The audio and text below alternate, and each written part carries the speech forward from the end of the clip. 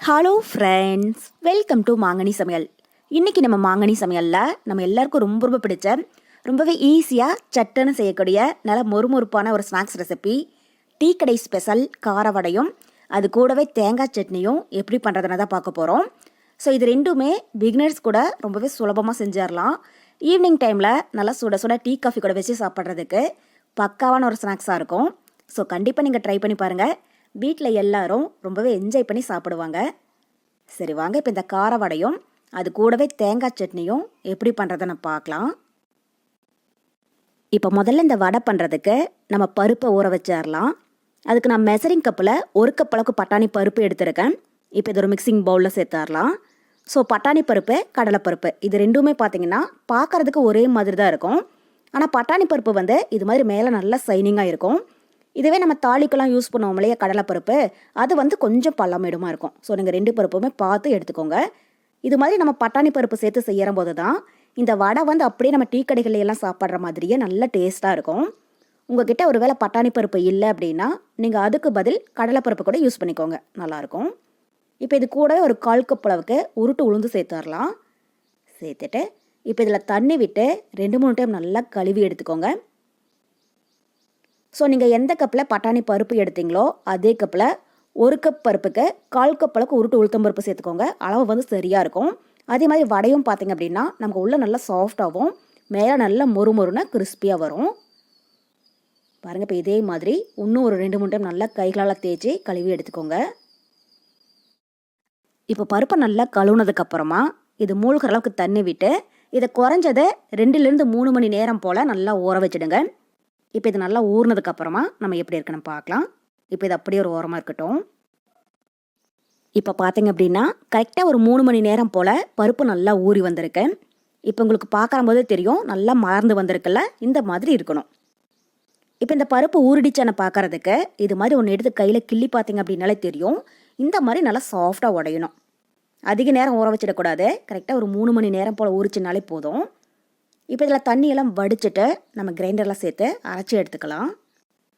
இப்போ இந்த பருப்பு கொஞ்சம் அதிகமாக இருக்கிறதுனால நான் கிரைண்டரில் போட்டு அரைக்கிறேன். இதுவே கொஞ்சமாக இருந்துச்சுன்னா நீங்கள் மிக்ஸி ஜாரில் கூட சேர்த்து அரைச்சிக்கோங்க. ஆனால் நம்ம மிக்சியில் அரைக்கிறத விட இது மாதிரி கிரைண்டரில் போட்டு அரைக்கிற போது தான் பருப்பு ஒரே மாதிரி நல்லா அரைப்பட்டு வரும். இப்போ இந்த பருப்பை உள்ளே சேர்த்ததும் இதில் உடனே தண்ணி சேர்த்துடாதீங்க. தேவைப்பட்டால் மட்டும் கொஞ்சம் லைட்டாக தண்ணி தெளித்து அரைச்சிக்கோங்க.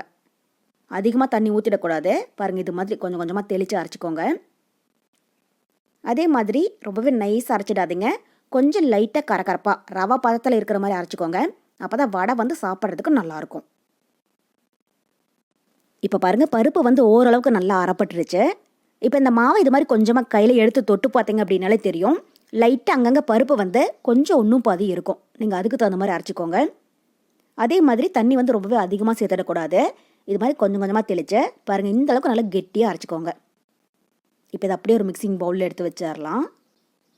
இது கூடவே ஒரு 20-30 போல் சின்ன வெங்காயத்தை பாருங்கள் இந்த மாதிரி நல்லா பொடியாக கட் பண்ணி சேர்த்துக்கோங்க. பெரிய வெங்காயம் சேர்க்கக்கூடாது. இது மாதிரி சின்ன வெங்காயம் சேர்த்து செய்யுங்க. அப்போ தான் வடை நல்லா ருசியாக இருக்கும். அப்புறம் காரத்துக்கு பொடியாக கட் பண்ண 4 பச்சை மிளகாய், கூடவே 1/2 இன்ச் அளவுக்கு இஞ்சியை தோலெல்லாம் சீவிட்டு பாருங்கள் இந்த அளவுக்கு நல்லா பொடியாக கட் பண்ணி சேர்த்துக்கோங்க. அப்புறம் பொடியாக கட் பண்ணின கொஞ்சம் கருவேப்பிலை, கூடவே பொடியாக கட் பண்ணின கொஞ்சம் மல்லி இலை கொஞ்சம் தாராளமாகவே சேர்த்துக்கோங்க, நல்ல மணமாக இருக்கும். அப்புறம் இதுக்கு நல்ல ஒரு முறுமுறுப்பு தன்மை கொடுக்கறதுக்கு 1/4 கப் அளவுக்கு அரிசி மாவு சேர்த்துக்கோங்க. பச்சரிசி மாவு இல்லைன்னா இடியாப்ப மாவு ரெண்டும் எது வேணாலும் சேர்த்து செய்யலாம். இதில் நீங்கள் நிறைய பேர் நினைக்கலாம், நம்ம அரிசி மாவு சேர்க்கறதுக்கு பதில் பருப்பு ஊற வைக்கிற போதே கொஞ்சமாக அரிசியும் சேர்த்து ஊற வச்சு அரைக்கலாம் இல்லை அப்படின்ட்டு. அது மாதிரி அரிசி சேர்த்தோம் அப்படின்னா பருப்பை கொஞ்சம் ஒன்றும் பாதி அரைச்சி எடுக்கிறதுனால அரிசியும் பார்த்திங்கன்னா சரி வர அரைப்படாது. அப்புறம் நமக்கு வடையும் அந்தளவுக்கு நல்லா இருக்காது. இது மாதிரி அரிசி மாவு சேர்த்து செய்யுங்க, அப்போ தான் நல்ல முறுமுறுப்பாக இருக்கும். இப்போ இதில் கடைசி அதுக்கு தேவையான அளவு உப்பும் சேர்த்துட்டு இதை நல்லா கலந்துக்கோங்க. பாருங்கள், இது மாதிரி எல்லா பொருளுமே மாவோட ஒன்றா நல்லா சேர்ந்து வர மாதிரி இதை கலந்துக்கோங்க. பாருங்கள், இப்போ கார வடைக்கு மாவு தயாராகிடுச்சு. இப்போ இந்த மாவு இந்த மாதிரி நல்லா பிசைஞ்சு விட்டுட்டு நீங்கள் கொஞ்சமாக டேஸ்ட் பண்ணி பாருங்கள். உங்களுக்கு ஏதாவது உப்பு காரம் பத்தலை அப்படின்னாலும் இதில் நீங்கள் தேவையான அளவு சேர்த்து கலந்துக்கோங்க. அவ்வளோதான். இப்போ இதை அப்படியே ஒரு மூடி போட்டு மூடி ஒரு ஓரமாக வச்சுடுங்க. ஒரு 5 நிமிஷத்துக்கு மட்டும் இதை நல்லா ஊறட்டும். இப்போ இந்த டைமில் நம்ம இது கூட தொட்டு சாப்பிட்றதுக்கு தேங்காய் சட்னி ரெடி பண்ணிவிட்டு அதுக்கப்புறமா அதை எண்ணெயில் போட்டு நம்ம பொரிச்சு எடுத்துடலாம்.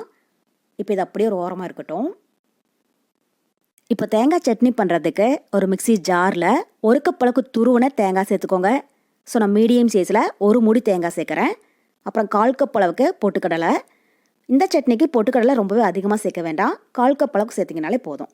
அப்புறம் ஒரு 1/4 இன்ச் அளவுக்கு இஞ்சியை தோலெல்லாம் சீவிட்டு சேர்த்துக்கோங்க. கூடவே காரத்துக்கு தகுந்த மாதிரி பச்சை மிளகாய். நான் இங்கே ஒரு 5 பச்சை மிளகாய் சேர்க்குறேன். நீங்கள் உங்கள் காரத்துக்கு தகுந்த மாதிரி இதை கூட்டி குறைச்சி ஆட் பண்ணிக்கோங்க. அப்புறம் கொஞ்சமாக கருவேப்பிலை, கூடவே கொஞ்சமாக மல்லி இலை. மல்லியும் கருவேப்பிலையும் ரொம்பவே அதிகமாக சேர்க்க வேண்டாம், இது மாதிரி கொஞ்சமாக சேர்த்திங்கனாலே போதும். சட்னி வந்து நல்ல மணமாக இருக்கும். அப்புறம் இதுக்கு தேவையான அளவு உப்பும் சேர்த்துட்டு இப்போ இதில் கொஞ்சமாக தண்ணி விட்டு இது ரொம்பவே நைஸாக இல்லாமல் கொஞ்சம் கொரகொரப்பாக இருக்கிற மாதிரி அரைச்சி எடுத்துக்கோங்க. இப்போ இதை அரைச்சிட்டு வந்துடலாம். பாருங்கள், இப்போ சட்னியை அரைச்சி எடுத்தாச்சு. இப்போ இதை ஒரு பவுலில் சேர்த்துட்டு இது கூடவே சட்னிக்கு தேவையான அளவு தண்ணியை மிக்ஸி ஜார்லேயே விட்டு நல்லா கலந்து சேர்த்துக்கோங்க. ஸோ தண்ணி வந்து ரொம்பவே அதிகமாக சேர்க்க வேண்டாம், இது மாதிரி கொஞ்சம் கெட்டி சட்னியாக வச்சுக்கோங்க. அப்போ தான் வடை கூட தொட்டு சாப்பிட்றதுக்கு கரெக்டாக இருக்கும். பாருங்கள், இந்த அளவுக்கு இருக்கணும். இப்போ இது நீங்கள் தாளிக்கிறதா இருந்தாலும் தாளிக்கலாம், இல்லைன்னா அப்படியே கூட வச்சுக்கோங்க. ஸோ நான் வந்து இன்றைக்கி இதை தாளிக்க போகிறேன். இப்போ ஒரு 2 டீஸ்பூன் எண்ணெய் காஞ்சதும் அதில் கொஞ்சமாக கடுகு உளுத்தம் பருப்பு சேர்த்துட்டு அது பொரிஞ்சதுக்கப்புறமா கருவேப்பிலையும் சேர்த்து பொரிச்சிட்டு இதில் சேர்த்துக்கோங்க. அவ்வளோதான். இப்போ நம்ம தேங்காய் சட்னி சூப்பராக தயாராகிடுச்சு. இப்போ இது அப்படியே ஒரு ஓரமாக இருக்கட்டும். அடுத்தது நம்ம வடையை எண்ணெயில் போட்டு பொரித்து எடுத்துக்கலாம். இப்போ அதுக்கு கடாயில் எண்ணெய் நல்லா சூடாயிட்ருக்கு. இப்போ எண்ணெய் காஞ்சதும் ஸ்டவ் மீடியம் ஹீட்டில் வச்சுட்டு நம்ம ரெடி பண்ணி வச்சுருக்கிற மாவை பாருங்கள், இது மாதிரி கொஞ்சம் கொஞ்சமாக எடுத்து உள்ளே சேர்த்துடுங்க. உங்களுக்கு எந்த சைஸில் வடை வேணுமோ நீங்கள் அதுக்கு தகுந்த மாதிரி சேர்த்துக்கோங்க. இப்போ மாவை உள்ளே சேர்த்ததும் இதை உடனே திருப்பி விட்டுறாதீங்க. பாருங்கள், இது மாதிரி ஒரு சைடு லைட்டாக பொரிஞ்சதுக்கப்புறமா இதை அடுத்த சைடு திருப்பி விட்டுருங்க. 2 சைடும் நல்லா பொன்னிறமாக பொரிஞ்சு அந்த சலசலப்பெல்லாம் ஒரு 90% அடங்கினதும் நம்ம வெளியில் எடுத்துடலாம். இது மாதிரி அப்பப்போ லைட்டாக கலந்து விட்டுட்டே இருங்க, அப்போ தான் சுற்றியும் நல்லா கிறிஸ்பியாக பொரிஞ்சு வரும். அதே மாதிரி எண்ணெயும் பார்த்திங்க அப்படின்னா ரொம்பவே சூடாக இருக்கக்கூடாது. ஏன்னா இதில் நம்ம உளுத்தம் பருப்பு சேர்த்துருக்கிறதுனால எண்ணெய் ரொம்பவே சூடாக இருந்துச்சுன்னா வடை வந்து மேலே சீக்கிரமாக கலர் மாறிடும், உள்ளே பார்த்திங்க அப்படின்னா மாவு சரி வர வெந்திருக்காது. அதனால் மீடியம் ஹீட்லேயே வச்சு இதை நல்லா வேக விடுங்க. இப்போ பாருங்கள், வடை 2 சைடும் நல்லா பொன்னிறமாக பொரிஞ்சு அந்த பபுள்ஸ் எல்லாம் ஒரு 90% அடங்கிடுச்சு. இப்போ இந்த ஸ்டேஜில் இது எண்ணெயிலேருந்து வடித்து தனியாக ஒரு பிளேட்டில் எடுத்து வச்சிடலாம். பிளேட்டில் ஒரு காட்டன் கிளாத் இல்லைன்னா டிஷ்யூ பேப்பரை விரிச்சிட்டு அதில் எடுத்து வச்சுக்கோங்க. இதில் கொஞ்சம் நஞ்ச எண்ணெய் இருந்துச்சுன்னா கூட அது எல்லாத்தையும் அது ஈட்டிடும். அவ்வளோதான். இப்போ இதே மாதிரி நீங்கள் எல்லா கார வடையுமே எண்ணெயில் போட்டு பொரித்து எடுத்துக்கோங்க. அவ்வளோதான். இப்போ நம்ம எல்லாருக்கும் ரொம்ப ரொம்ப பிடிச்ச நல்லா மொறு மொறு கார வடையும் அது கூடவே தேங்காய் சட்னியும் ரொம்பவே சூப்பராக தயாராகிடுச்சு. இது ஈவினிங் டைமில் நல்லா சுட சுட டீ காஃபி கூட வச்சு சாப்பிட்றதுக்கு அவ்வளோ ரொம்ப அட்டகாசமாக இருக்கும்.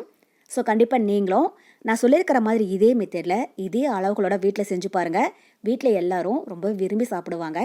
செஞ்சு பார்த்துட்டு எப்படி இருக்குன்னு மறக்காமல் கமெண்ட் பாக்ஸில் சொல்லுங்கள். என்னுடைய இந்த ரெசிபி வீடியோ உங்களுக்கு பிடிச்சிருந்தா லைக் பண்ணுங்கள், உங்கள் ஃப்ரெண்ட்ஸ் அண்ட் ரிலேட்டிவ்ஸ் கூட நிறைய ஷேர் பண்ணுங்கள். மறக்காமல் மாங்கனி சமையலுக்கு சப்ஸ்கிரைப் பண்ணுங்கள். நன்றி.